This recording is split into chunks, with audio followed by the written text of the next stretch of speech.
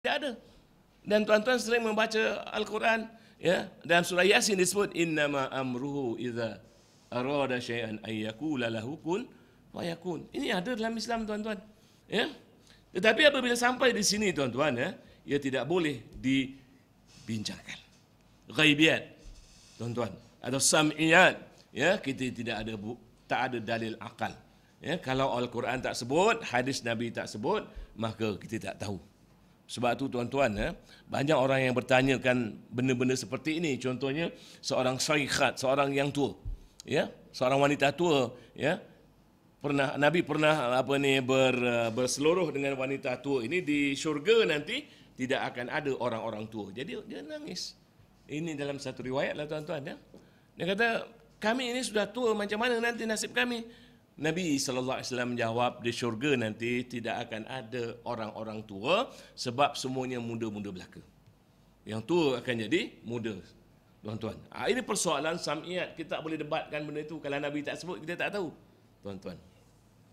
Oleh sebab ia tidak ada bukti, tuan-tuan, bukti akal, maka bukan mudah untuk meyakinkan manusia kepada perkara-perkara tersebut. Tapi jangan lupa, tuan-tuan, Allah Subhanahu Wa Taala berjanji pada kita. Seperti mana yang disebut dalam surah Fusilat ayat nombor 53, A'udzu billahi minasyaitonir rajim, sanurihim ayatina fil afaqi wa fi anfusihim hatta yatabayyana lahum annahu al-haq awalam yakfi bi rabbika annahu ala kulli syai'in syahid. Sadaqallahul azim. Jadi maksud ayat ini ialah kami akan perlihatkan tanda-tanda kepada mereka, tanda-tanda kekuasaan kami di merata-rata tempat. Ya. Dan pada diri mereka sendiri hingga ternyata jelas kepada mereka bahawa Al-Quran adalah benar. Tidakkah cukup bagi kamu bahawa sesungguhnya dia menjadi saksi kepada segala sesuatu.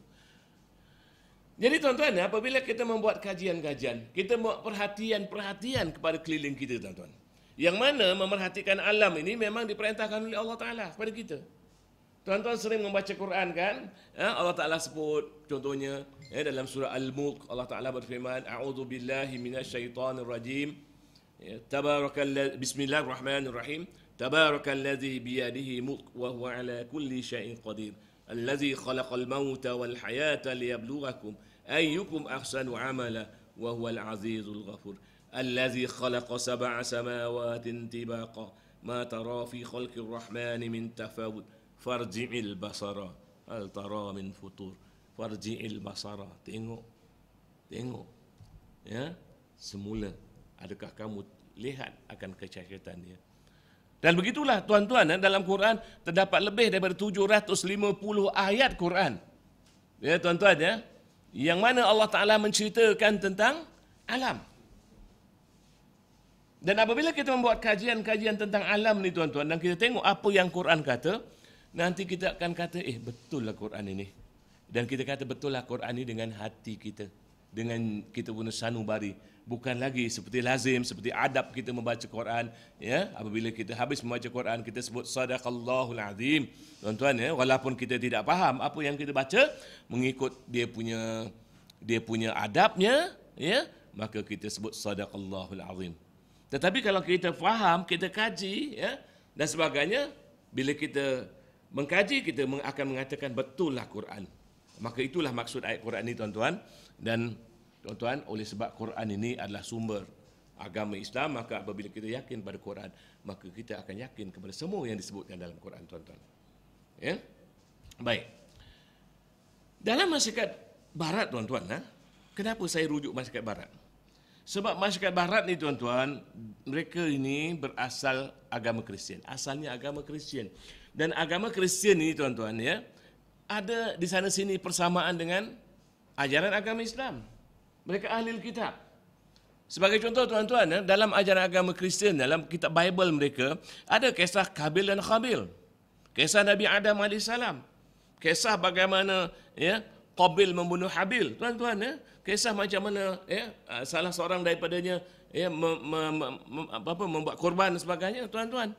Kisah Nabi Nuh AS ada dalam Bible, ada dalam Quran.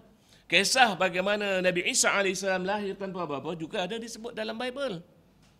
Kisah Nabi Adam yang lahir tanpa ibu dan bapa juga disebut dalam Bible. Oleh sebab orang barat ini, tuan-tuan, dia dilatih banyak dalam bidang ilmu logik ini, ilmu sains tuan-tuan, maka mereka mengatakan kalau ia bercanggah dengan logik, kalau dia bercanggah dengan sains, maka ia tidak benar. Sebab itu tuan-tuan, di Eropah banyak mereka yang telah menganut, mereka telah menjadi ateis ataupun kalangan mereka yang tidak percayakan adanya Tuhan, tuan-tuan. Ya, ini di antara contoh 2% ketua gereja Anglican ataupun Protestan tidak percayakan adanya Tuhan. Kemudian kita tengok satu lagi tuan-tuan, 1/3 imam-imam gereja tidak percayakan hari kebangkitan semula. Kemudian kita tengok satu lagi tuan-tuan, 1/4 daripada imam-imam mereka tidak percaya akan Nabi Isa dilahirkan tanpa bapa. Sebab tuan-tuan mereka menganggap semua ini tidak logik. Tuan-tuan, sebab itu tuan-tuan, lebih daripada 50% penduduk Eropah sekarang tidak percayakan adanya Tuhan dan mereka tidak ada agama. Tuan-tuan, kita tengok sini tuan-tuan, di Eropah banyak orang yang cuba mengajak orang jangan percayakan adanya Tuhan. Tuan-tuan, sejak ratusan tahun yang lalu, mereka mengajak orang jangan percayakan Tuhan.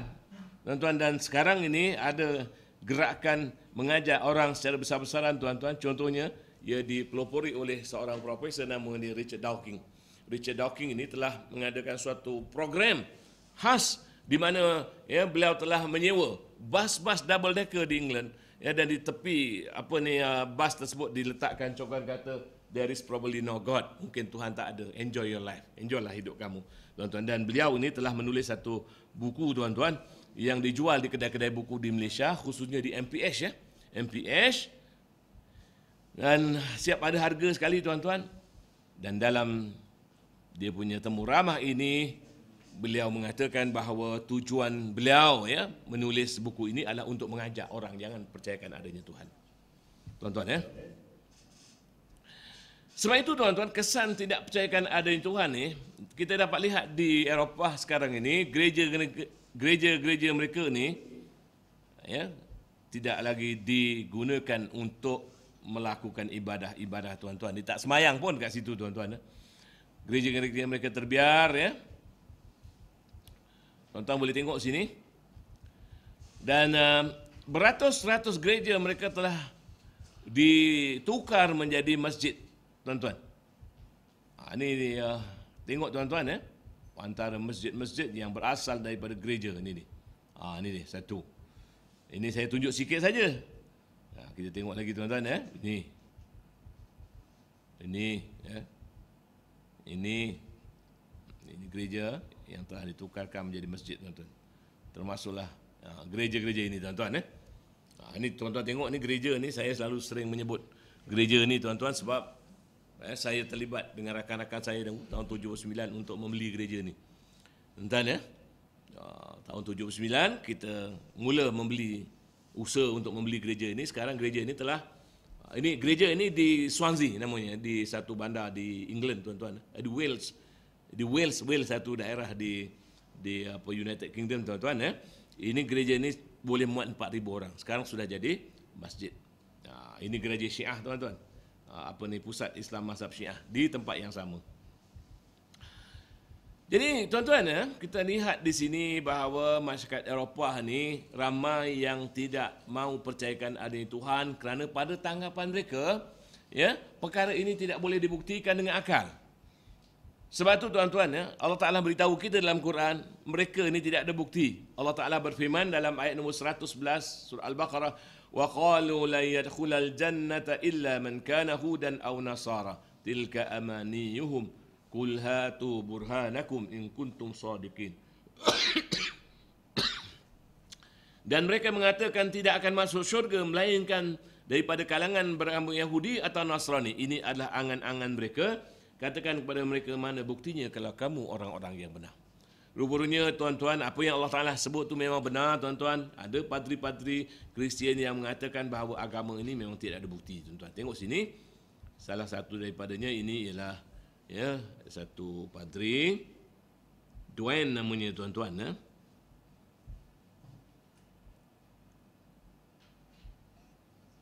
Suaranya tak ada pula. Ini dia, tuan-tuan. Mengatakan iman tidak memerlukan bukti. Saya kuatkan suara. Oh. Tak payah masuk dulu. Baik. Ini seorang bekas padri yang telah menganut Islam, tuan-tuan, ya. Nama dia Yusuf Istis, ya. Semasa dia belum Islam, dia juga menganggap bahawa agama tidak ada bukti. Tengok, tuan-tuan. Yusuf Istis, dia pernah berdebat dengan seorang pemuda Islam, ya, untuk menunjukkan bahawa agama Kristian ini lebih baik daripada agama Islam. Lalu pemuda Islam ini berkata kepada beliau, tuan-tuan, ya, kalau agama kamu lebih baik daripada agama aku akan ikut engkau. Tapi engkau kena bagi bukti. Bila sahaja disebut engkau kena bagi bukti, tuan-tuan, ya. Dia kata, agama mana ada bukti? Agama ni kamu hanya perlu percaya. Tapi pemuda Islam itu berkata, ya, dalam agama Islam kami ada dua-dua, kami ada bukti, kami ada iman, makin kuat bukti, makin kuat iman. Akhirnya, tuan-tuan, ya, Yusuf Istis ini telah masuk Islam. Dan orang yang telah mengislamkan dia ini, tuan-tuan, dia ini, ya, nama dia Muhammad, tuan-tuan. Ya. Okey. Kemudian kita tengok seorang lagi, tuan-tuan, Amir Sharma ni seorang pelajar universiti. Dia kata sebenarnya dia tidak perlukan agama lain selain pada agama yang, ya, beliau anuti. Ya, dia dah seronok dengan agama dia. Pagi-pagi lagi dia dah baca kitab dia lah, tuan-tuan, ya, macam orang sembahyang tahajud, ya. Dia dah bangun dah, kata dia, tuan-tuan, dalam ceramah dia ni, tuan-tuan, ya. Tapi satu hari, tuan-tuan, ya, seorang Islam, pemuda Islam telah berjaya membuktikan kepada dia bahawa Tuhan itu ada. Akhirnya